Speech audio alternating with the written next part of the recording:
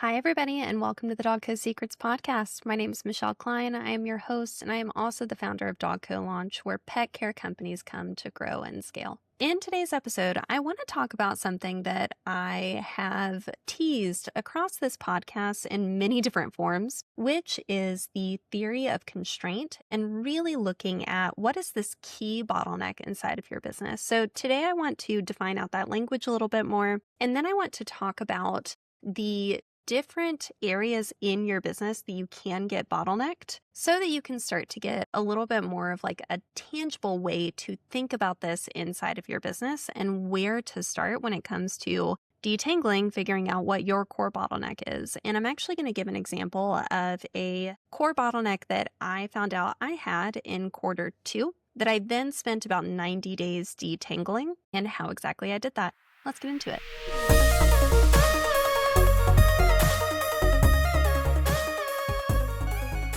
The theory of constraint is something that I discovered that the Hermoses use in a lot of their business strategy with the work that they do. However, they credit learning about this to someone else. So this is more of a known principle in business, which is the idea that your business will grow up until the constraint. So there is something in your business, multiple things, if we're being honest, that are bottlenecking inside of your business, and your business will grow up until whatever those constraints are. I really like this model of thinking about business strategy and business growth because it has this very positive assumption that your business is headed at all points in times towards a growth arc, unless there is something that we then need to approach as a problem we can solve within the business to help strengthen it and make it better. So I love the framing. I think it's incredibly positive and incredibly encouraging. And I also will say I think it's accurate because I have used the theory of constraint in my business and DogCo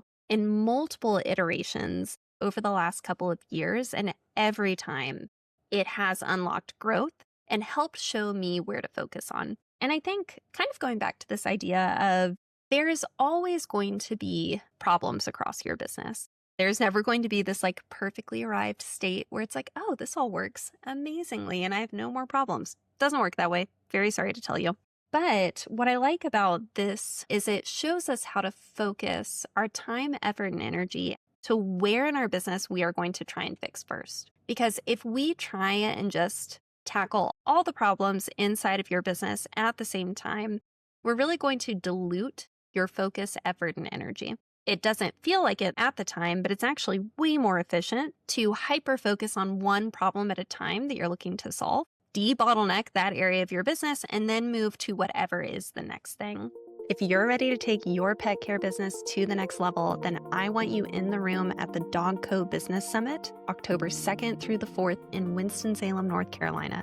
We have brought together the very best speakers we could possibly find, and we are getting the best companies in the room to help give you the path to grow and scale your pet care business. Go to dogcosummit.com to learn more.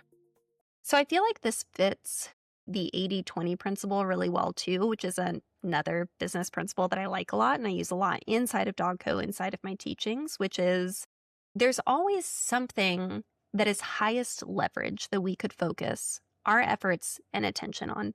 And so when we figure out the biggest constraint side of your business, we then can apply the 80-20 principle to be like, okay, if I focus on this, will it generate a big enough return to me? Like, is it the biggest problem, the most important problem? And will it return the biggest return to the business if I focus on it? And whenever we have the alignment of all of those things, I think is when it makes sense to make that the key focus. I'll start with my example and then I'll go into the key categories of like where the constraints can be inside of your business. So a couple of months ago, I felt very like gridlocked is probably the best word with DogCo. Like I had been putting a lot of effort. I hit a point in April where I was like, man, I just feel like I'm pushing really, really hard and have been for about 90 days, which tends to be the length of the sprint that I like to get under my belt before I start making changes. Like I really try and give anything 90 days.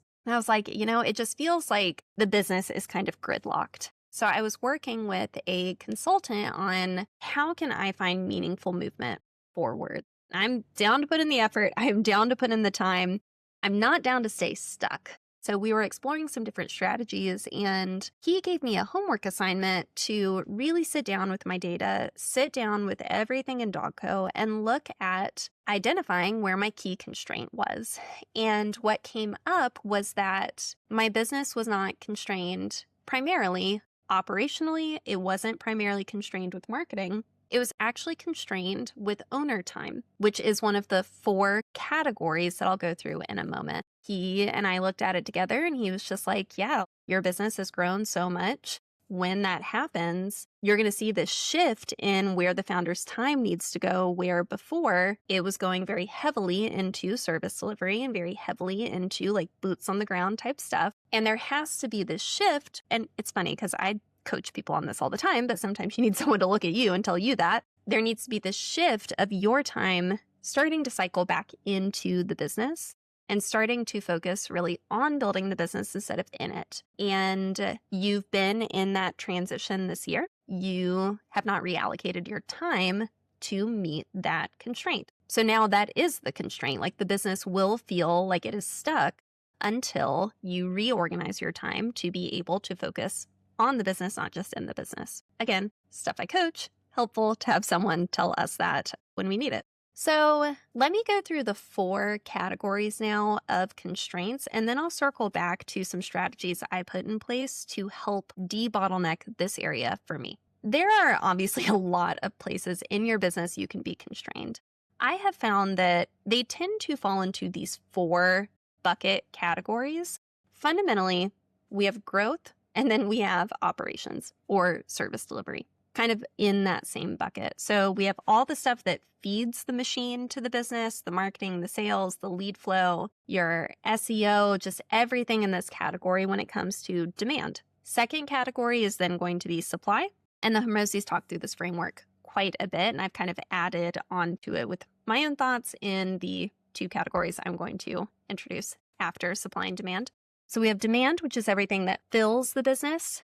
We then have supply, which is going to be everything that keeps the business running and functioning, both from like a compliance standpoint, but also from truly providing the service. That's going to be hiring, training, everything within your business that keeps it going and actually provides the service. The other 2 categories that I think are going to be the 2 biggest constraint areas for a business from like a high level. One is going to be owner bottleneck. Well, there are a lot of things that can fit into that. So I'll get into that in a second since that was mine. And then the 4th is going to be a data bottleneck, where you just purely do not have visibility into the areas that you need within the business to be able to make the right strategic decisions and to be able to allocate resources appropriately. Like the data influences so many things. So at all points in time, you're going to have constraints in each of these 4 categories. You know, it's unfortunately never going to be as clean as, oh, this is the only area I have a problem right now. I will fix that.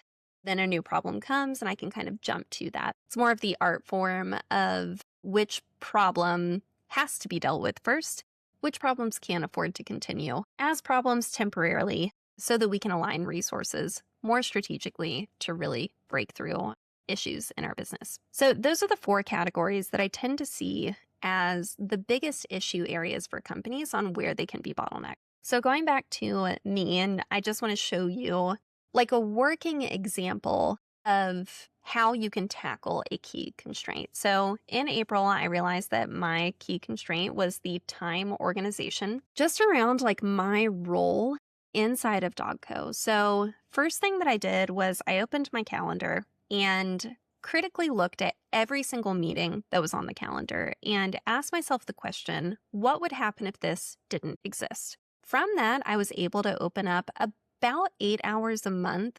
There were a couple calls where it's like, I don't know, a DogCo team member really could run this. I'm just doing it because I like to, not because I need to. There were some regular meetings with my team where I had blocked a full hour, but we were regularly wrapping up after about 30 minutes. It's like, okay, that could be a 30-minute meeting. That doesn't need to be a full hour. So out of that, I was able to return about 8 hours to my month.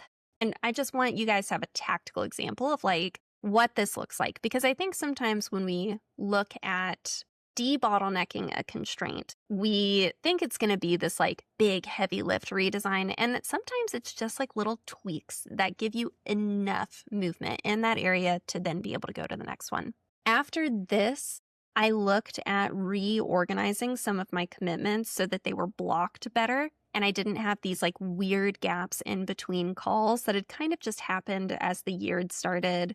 I already like to time block things where it's like, here's my like call chunk, here is my whatever chunk. And we were far enough into the year and things had gotten, moved around enough that I needed to go back in and take a look at, okay, these are my call days. These are the days that I can really like kind of put things back to back. This call doesn't make sense here. I need to move it here. So went in and reorganized my time. That did not free up any time, but it let me leverage time on certain days more effectively. So that was really helpful. And then the third thing that I did to reorganize my time and to really address this issue of owner bottleneck was just to look at the different programs, the different offerings for DogCo, and to just look at, do these fit into the future? Do these make sense for right now? Went to the drawing board to make sure the answer was yes. Those aren't easy things to do in the moment. They sound so clean after they've been done, but in the moment it's like, well, gosh, no, I can't make changes. I can't address this, but it's like, what's the alternative? Like you let something be a bottleneck. So I hope this was helpful. That just is an example of what quarter 2 looked like for me. I'm still figuring out the constraint in quarter 3 for DogCo, but this is how I think about it. I start with these top line categories of, is it growth constrained? Is it delivery constrained? Is it owner constrained? Is it data constrained? And then from there, I ask more questions to get more clear. And then I start trying to take action because I don't want to be stuck in my business and I don't want you to be either. So I hope this was helpful. I'd love for you to drop your key constraint on Facebook and tag me, maybe in the Grow Your Daily Dog Walking Business with DogCo Launch Facebook group. If you're not in that group, we have about 3,000 businesses that work together, answer questions, support each other. I am in there and try and do what I can as well. So I'd love for you to drop that in there, and I will talk to you guys soon.